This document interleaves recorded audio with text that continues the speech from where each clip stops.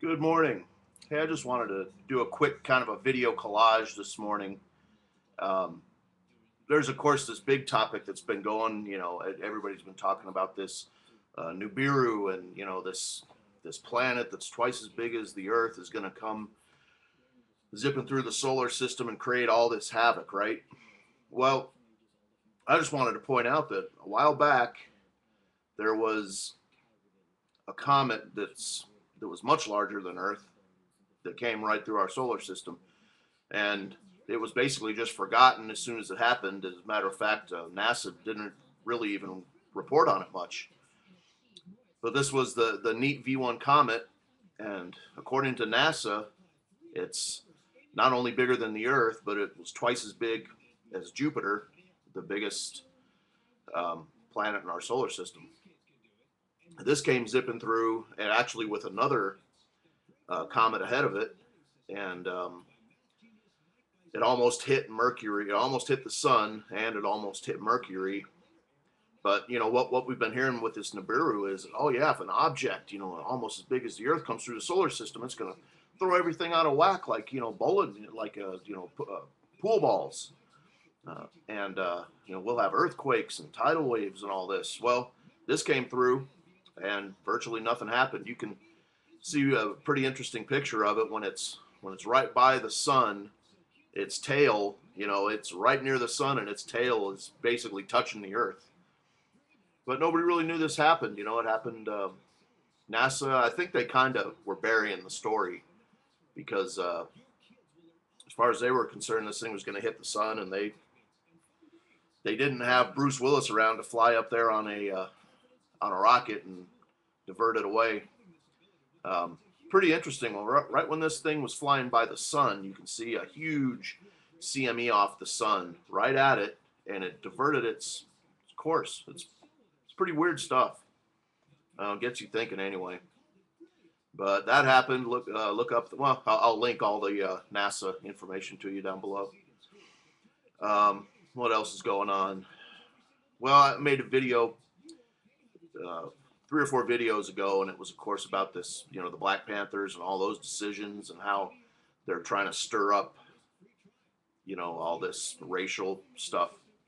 Well, we had what's her name, Shirley something or other. She worked for the agriculture department. She's the one who got fired for basically saying, "Well, we, this farmer, this white farmer came in, and he was, asking for what can I do? What can I need some little bit of help." And she sent him to just talk to somebody of his own kind. Well, she got fired, rightly enough, but now it looks like Obama's going to step in and overturn that, reappoint her, whatever. So we can see what's being set up here. It's a third world banana republic. Is all we got. Everybody's expecting to see the rule of law, and we don't have any. We basically have a dictatorship. It's as far as I'm concerned, it's a black superiority dictatorship, and we're gonna have to watch out. I mean, everybody is gonna have to watch out because this is good for no one. It's good for no one at all. So, what else we got? We got Bernanke. It's just funny to me, now Bernanke is being summoned. Bernanke the wizard is being summoned up to Congress to talk to the idiots, the least capable of any of us who are now politicians in Washington D.C. to ask about his crystal ball reading of the economy. And it's just funny to me. I always go back and remember that Bernanke, he was the guy, probably the last person in the country that ever knew that there was a damn housing collapse. But he's the crystal ball gazer of choice for them, and whatever he says, it's got to be right, because I guess the worse your abilities are, the higher placed you are now today. It's about the way it is. And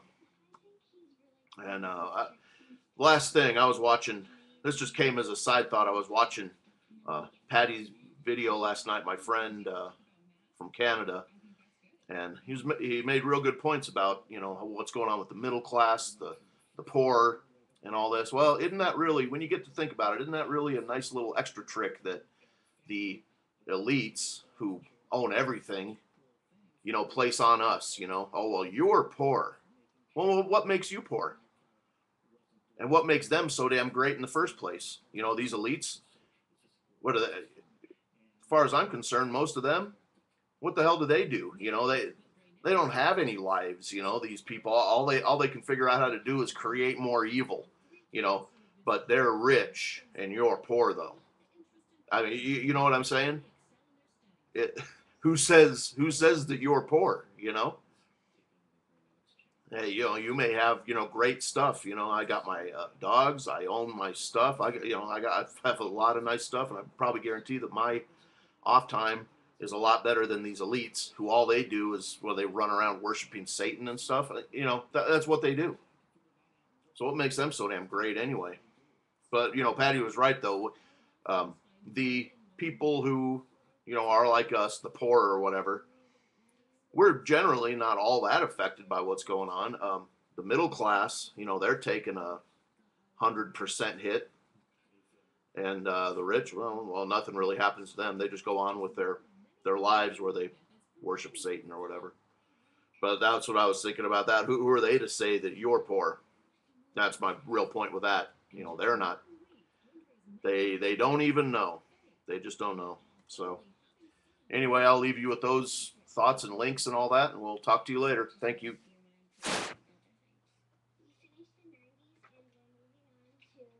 Multiplying two-digit numbers that end in 1. When they started doing two-digit multiplication and how quick they were able to do that, they're like, wow, that was amazing.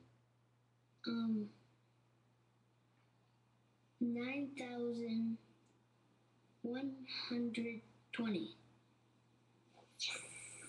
Andre answered that problem on the spot using Mike's shortcut for multiplying two-digit numbers in the 90s. For instance, take 96, which is 4 away from 100, and 95, which is 5 away. To multiply these two numbers together, you take the top number 96 and subtract the second number in parentheses 5, which is 91. Then you multiply the two numbers in parentheses together, which is 20. The answer is 9120. It's that easy. After just 3 short weeks of using Brainetics, the Alabasters had lost their math anxiety and are well on their way to improving their grades and are finally having fun learning math. Brainetics is much more than just a math program. It empowers your brain to very quickly process information and memorize information, and then recall that information when needed. Having this ability will give kids a huge advantage in every class, on every test, and on every subject throughout grade school, high school, college, and beyond. Not only will their grades skyrocket, but so will their self-esteem. The kids struggle in school, have low self-esteem, 6 hours a day, 5 days a week, 2 hours a night doing homework. Those are the kids that always feel inadequate. And that is something that we really address because we want those kids to start feeling smart, feel great about themselves. We wanted to meet a family who faced these challenges, and we found Becky Battaglia, a single mother, and her 2 daughters, Jessie and Brittany. Jessie has been really struggling with her schoolwork since 2nd grade. We wanted Jessie and Brittany to take the Brainetics 21-day challenge to see if it can help. Jessie is the